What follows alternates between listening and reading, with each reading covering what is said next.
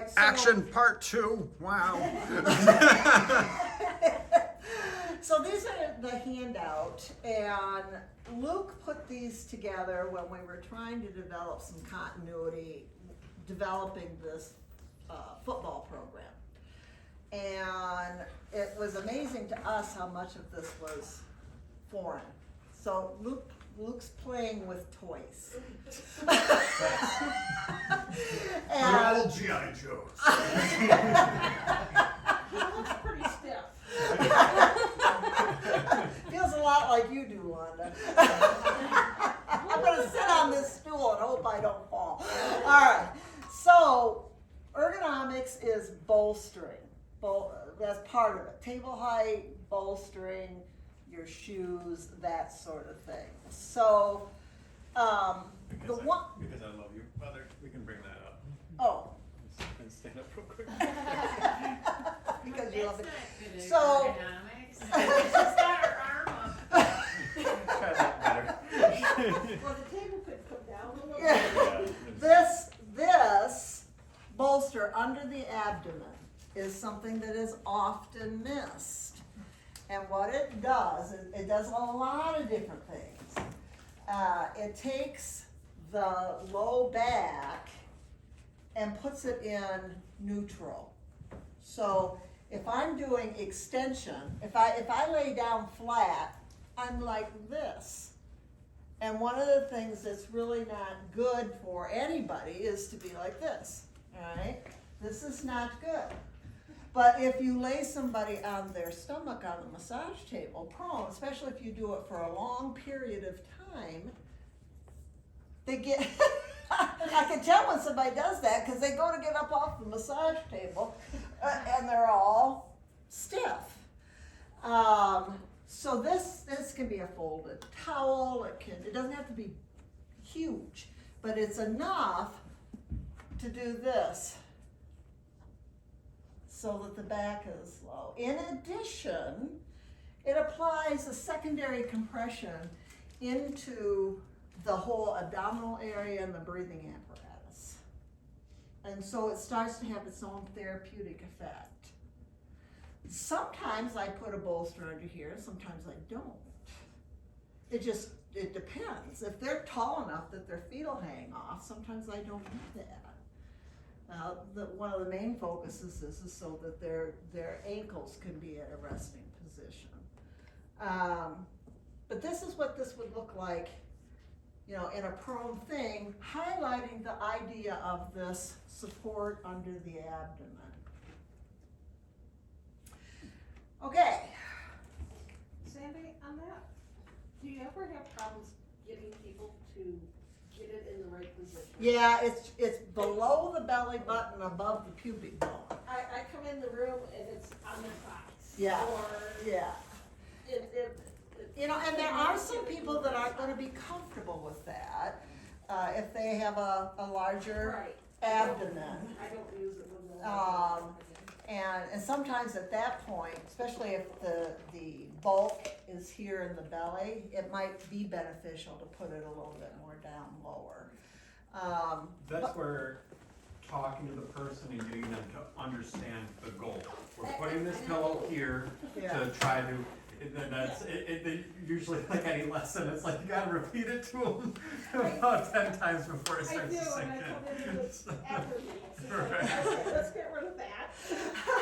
So, I love this one. This is our sideline, and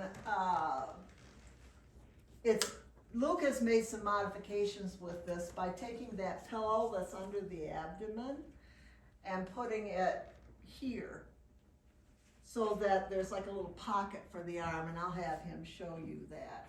The big takeaway here. She's just saying that you could leave the pillow Mhm. under the abdomen, have a person turn on their side, Right, and then there would be a pillow. Between the yeah, Yeah. I put one under the Side. shoulder. Yeah. Yeah, here. I mean, mostly so the video can see it. I don't know what you're doing. I don't either. But let's say this was the abdominal pillow. Right. Then I start like this.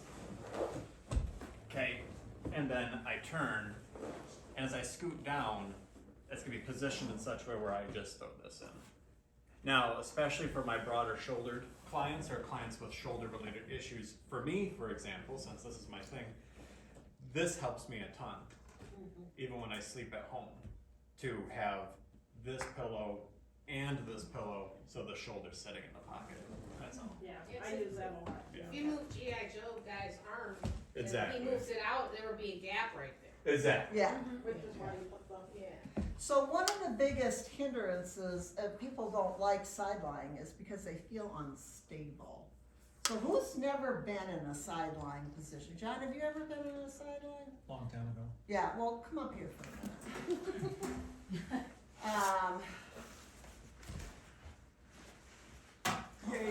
You cool with being on camera? So just lay on your side like you're gonna sleep. All right, there you are. All right. So what we wanna teach people is that the bottom leg goes back and the front leg comes forward. All right, now there's a twist and he automatically feels like he has to support himself. This is our typical bolster that you will find, although this is two half rounds kinesiology taped together. A little lymphatic here. Sorry. They will put this in here, and it's not any more stable. Right? So they still feel like they have to support themselves. If I get rid of that, and support with a big flat, about 6 inches. We just buy mattress foam and cut it. Did you bring Keep something? talking, I'm just All right. showing. This is better. See? It's a huge, huge difference. But where you're really limited is if you can kind of sort of make this work, but that leg is still pretty topsy-turvy. The issue is when a therapist only has something like this. So, that doesn't do anything, right? So that's where something as simple as building out your bolster options can be just so helpful. So John, I also give them a pillow. yep, they can hook right there. Explain the difference between how this feels. And it's firm. Sometimes people will stack pillows, but they're not firm enough. Okay, I'm gonna switch it back out That's annoying. again. Well, because you don't feel stable, right? And it's too low. Yep, And his foot doesn't fit up there, you know? Yeah, but my pelvis tightens up when my leg is on that, my whole pelvis just relaxes. My lower back relaxes. My leg's not moving back and forward, so I feel supported. and this brings the leg, the lateral leg, position-wise up high enough that you can use your forearm. And not be all bent over. So that's the big takeaway from that picture right there. The dimensions of that foam are probably about 2 feet long, but it's the thickness and depth. The thickness is around 6 inches. The depth is around 8 to 9.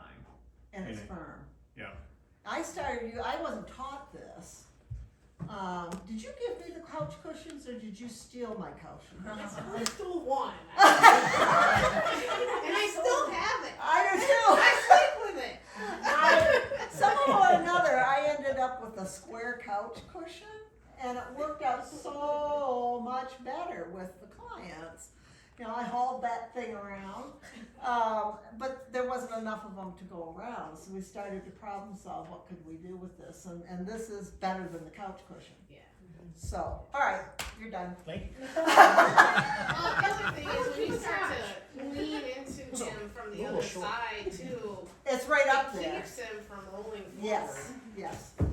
Just a simple change like that can make a huge difference.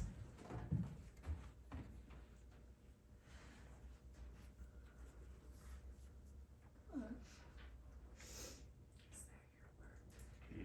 So So here's supine, and he's a little stiff, this is true.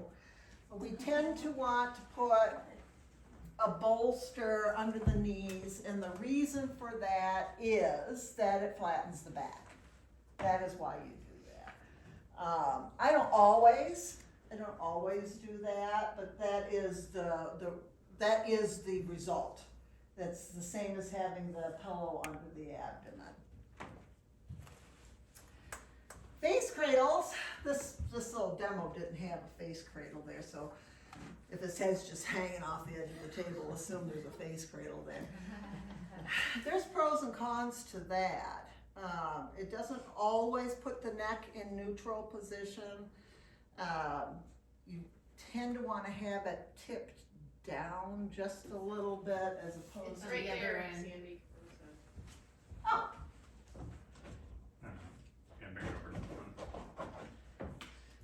And the reason why all this bolstering was shown in the PowerPoint, for example, was I was erring on the side of caution, not wanting across all these therapists for them to be potentially positioning joints in a way where they could put too much stress. So when your assessment skills and stuff are more built out, then you can adapt like Sandy's talking about and occasionally work without the bolsters because you're doing it for a particular goal, right? But for the most part, keeping everything from being at a fully extended or fully flexed position. I mean, this shouldn't be too amazing, but just so a least packed position on the joints. If you can steer that way, you're safer by nature. this is how a lot of people will put the face cradle. Can you see how it's tipped up at an angle just a little bit? Now you don't want it down here like this, but tipped down just a little. Sometimes is a little bit, it puts the neck in more of a neutral position. The problem is that you get trapped in there and your face gets snuffed up and all that kind of stuff. So you want to be able to work with or without a face cradle. And people will usually adapt by themselves. They'll come up on their arms like this, or you can give them a rolled towel or something. Question? When they're supine, do you recommend that there's always a towel under the neck? A Or pillow? pillow, I'm sorry. Something, Yes. because I'll use a towel too. Yeah.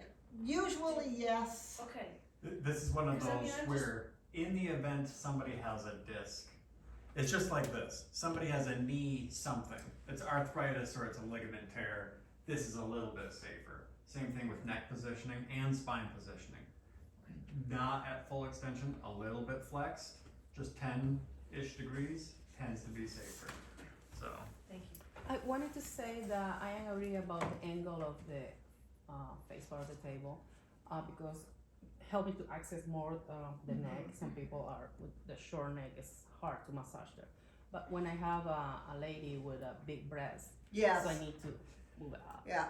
And so, just like with the big abdomen, people that are bulky up at the top, sometimes you need to have something there that lifts them up. This was something that a person did, and it never took off, which I'm surprised because it's a weighted sort of a thing. But we'll roll a towel or roll a sheet, and when they lay down on that route. I wanted to illustrate too. So we'll have this, but showing, I did actually end up working a lot for the weirdest reasons. The athletes didn't want to be off their phones. So I wasn't really, either the face cradle was just there as a window for them, Yeah. or a lot of times it just became easier to not do it, to not Yeah. even have it there. And so first I'll illustrate this. When working with them, I found some value, a couple of things, because we're getting to this joint movement aspect, and I don't think I have it illustrated in this PowerPoint the same way that I teach the entry level now. The method to the madness behind, regardless if you have the sling or something to put their arms on, sometimes the tables will come with a little platform. You can use a hydraulic stool, just fine. Ideally, something that can change height a little bit with the height of the table, because if your table's real high and they're all the way down there, then their arms are still just hanging. But part of the positioning trick being, if I bring the arms up in deflection like this, it makes it easier for the therapist to get to the lumbar area, right? It gets the arm out of the way so I'm not bumping into it with my knees and stuff like that. If the client can get here, even just temporarily on one side, that's a cool shoulder movement trick. The same argument can be made for positioning the neck, just having them turn it one way. Then you can access the right shoulder, in this case, more efficiently. And then you have them go the other way, and you access the left area a bit more efficiently. Their face is out of the way, this is opened up. It's also some passive joint movement. You have them do a little rotation one way, a little rotation the other way. As long as you don't leave them in prone for too long. Which you shouldn't be doing. Yeah, so there you go, all right. Alright, so this thing, whether it's a roll towel or whatever, also serves as a shield against breast tissue being visible or accidentally touching it. So this actually has some weight to it where it could hold the sheet down and stuff. Like I say, it didn't take off. People didn't buy it. You can certainly make one, or you can just use a roll towel or a big bath towel. You can do that. But then for clients, they wouldn't feel as, for lack of a better word, exposed when I bring the arm up like this, right? There's not a sense. Otherwise, you're fooling around with holding the I have sheet. used more that with women who are breastfeeding still. Absolutely. Yeah. Absolutely. You know, so, and keeping people on their stomach for extended periods of time is hard on the neck too. If you can get them off of their stomach and onto their side, the whole alignment works out better. I have clients who are claustrophobic. Yeah, They don't like to both. be in Facebook. So, we're getting into more of sequence and flow here. So what I want to do is Give a quick pause and then we'll pull out bolsters and let you just pair up and do some of this so that you can get a sense of what it feels like.